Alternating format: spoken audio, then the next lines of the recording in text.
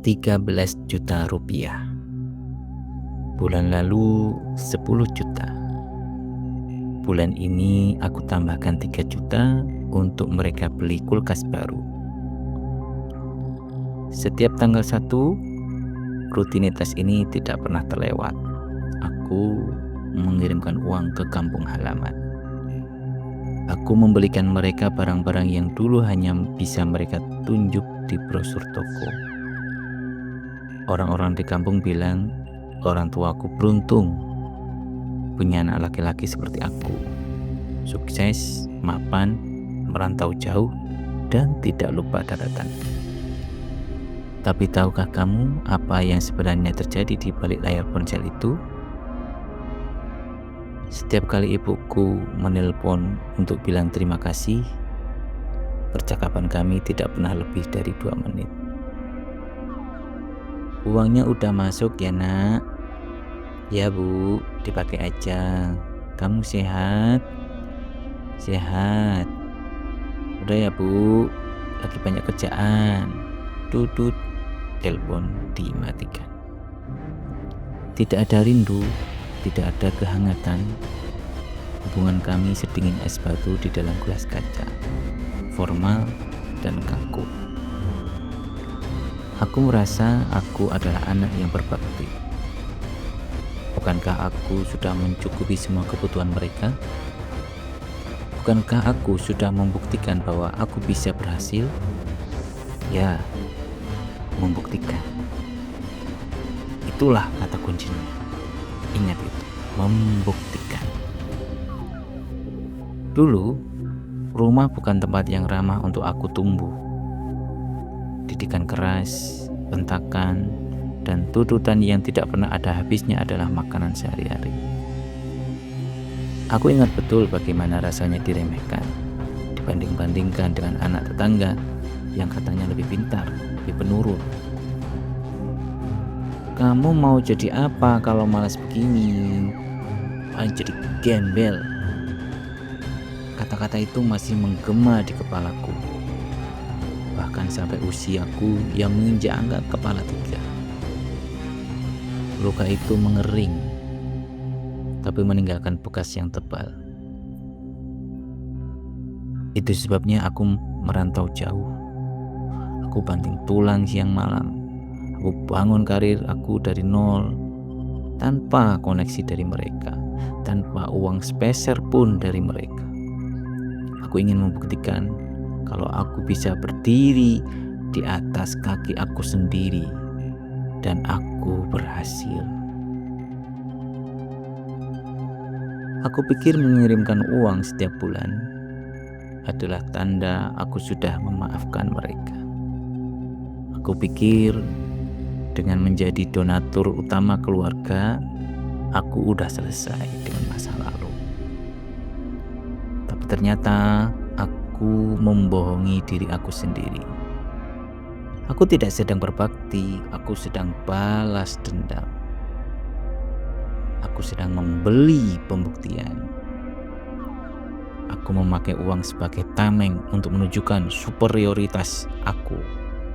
Ini loh, anak yang dulu kalian bilang gak akan jadi apa-apa, sekarang bisa menghidupi kalian. Ego aku tinggi dan aku merasa menang. Namun perlahan-lahan kemenangan itu terasa hampa. Pernahkah kamu berada di titik di mana secara logika semua sempurna, tapi hidupmu rasanya seperti berjalan di lumpur hisab? Itulah yang aku rasakan. Uang aku banyak, tapi hati terasa gelisah. Tidur tidak pernah nyenyak. Selalu ada rasa takut yang tidak berdasar. Karir yang tadinya melesat tiba-tiba mentok. Ada aja proyek yang gagal di detik-detik terakhir. Teman-teman menjauh. Dan yang paling menakutkan adalah ketika aku memohon agar ini berhasil, proyek apapun itu Mereka tidak ada. Setiap kali aku menggelar sajadah, mengangkat tangan di sepertiga malam, rasanya hampa. Kalimat doa keluar dari mulutku, tapi rasanya mental di langit-langit kamar. Tidak ada ketenangan, tidak ada kelegaan. Hati aku kering kerontang. Aku pun bertanya, ya Tuhan, apa yang salah ini? Aku udah sholat, aku sedekah, aku bahkan menafkahi orang tua. Lalu apa yang menahan rezeki ini? Kenapa hatiku senantiasa tidak tenang? Jawabannya datang di sebuah malam saat aku sedang merapikan dokumen-dokumen lama. Menemukan foto kusam saat aku masih kecil. Di foto itu, ayah aku sedang memegang pundakku. Wajahnya keras, tidak tersenyum. Tiba-tiba dada sesak. Aku menyadari satu hal yang mengerikan. Selama ini aku menyimpan gumpalan penyakit di dalam hati aku.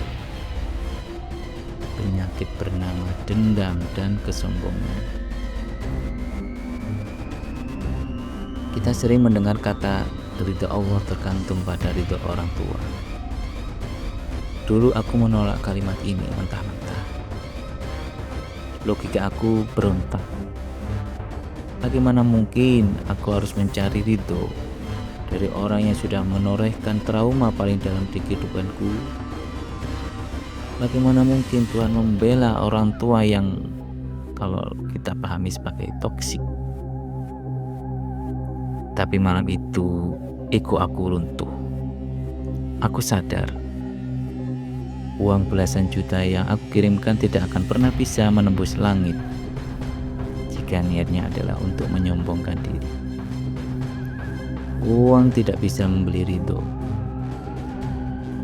Doaku tersumbat, bukan karena Allah tidak mendengar, tapi karena hati aku terlalu kotor oleh dendam. Aku memelihara kebencian itu dan memberinya makan dengan kesuksesanku. Lalu aku menemukan sebuah pelita yang mengubah cara pandang aku selamanya. Sebuah ayat yang sangat adil, sangat teduh, yang diturunkan oleh Sang Maha Bijaksana. Surat Luqman ayat ke-15. Allah berfirman yang maknanya kurang lebih seperti ini. Dan jika keduanya memaksamu untuk mempersekutukan aku dengan sesuatu yang engkau tidak mempunyai ilmu tentang itu, maka janganlah engkau menaati keduanya, dan pergaulilah keduanya di dunia dengan baik. Tolong dengarkan bagian akhirnya. Pergaulilah keduanya di dunia dengan baik. Ayat ini adalah tamparan sekaligus pelukan hangat untuk kita semua yang punya luka masa lalu. Allah sangat tahu bahwa ada orang tua yang keliru. Allah tahu ada orang tua yang salah, yang mungkin menuntut hal buruk atau mendidik dengan cara yang meninggalkan luka trauma. Tapi Allah tidak buta terhadap rasa sakit kita. Bahkan Allah dengan tegas melarang kita mematuhi orang tua jika mereka menyuruh pada keburukan atau kemusyrikan. Tapi perhatikan ujungnya. Meskipun mereka salah, meskipun mereka pernah menorehkan luka yang membuat kita berdarah-darah di masa lalu, Allah tetap memberitakan kita, pergaulilah mereka di dunia dengan cara yang baik. Berdamai dengan orang tua bukan berarti membenarkan tindakan kasar mereka di masa lalu. Berdamai bukan berarti menghapus memori bahwa kamu pernah terluka. Berdamai adalah tentang membebaskan dirimu sendiri. Berdamai adalah tentang melepaskan tali dendam yang mengikat lehermu, yang membuatmu sesak napas dan menghalangi pintu-pintu langit. Kita berbuat baik kepada mereka, kita mengasihi mereka di masa tuanya yang mulai rentang. Bukan semata-mata karena mereka sempurna, tapi karena kita taat kepada Allah. Kita mencari ridha Allah lewat pintu yang bernama orang tua. Aku teringat rambut ibu yang kini sudah memutih semuanya.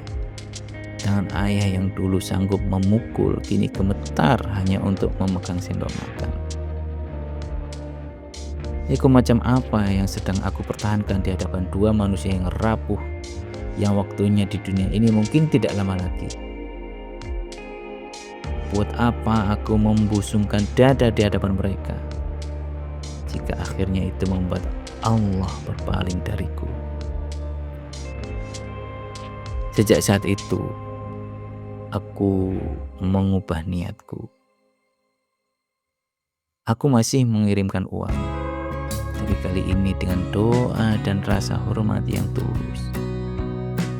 Bukan sebagai donatur yang angkuh, tetapi sebagai anak laki-laki yang sedang mencari ridho Tuhannya. Aku mulai menelpon, bukan lagi sekedar lapor transferan. Aku bertanya tentang tanaman di halaman rumah. Aku bertanya apakah lutut bapak masih sering nyeri saat cuaca dingin. Aku mendengarkan cerita-cerita mereka yang sering diulang-ulang. Ajaibnya di saat aku menurunkan ego dan melepaskan dendam itu, hidup aku yang tadinya buntu perlahan terbuka. Dada yang tadinya sesak menjadi lapang. Doa-doa yang tadi terasa mental di langit kini terasa membumi dan membawa ketenangan luar biasa. Aku sadar aku tidak bisa mengubah masa lalu, tapi aku punya kendali penuh untuk menyembuhkan masa depanku.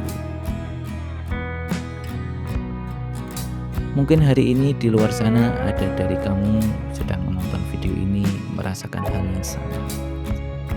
Kamu sukses, kamu mandiri, tapi ada dinding es yang tebal antara kamu dan orang tuamu.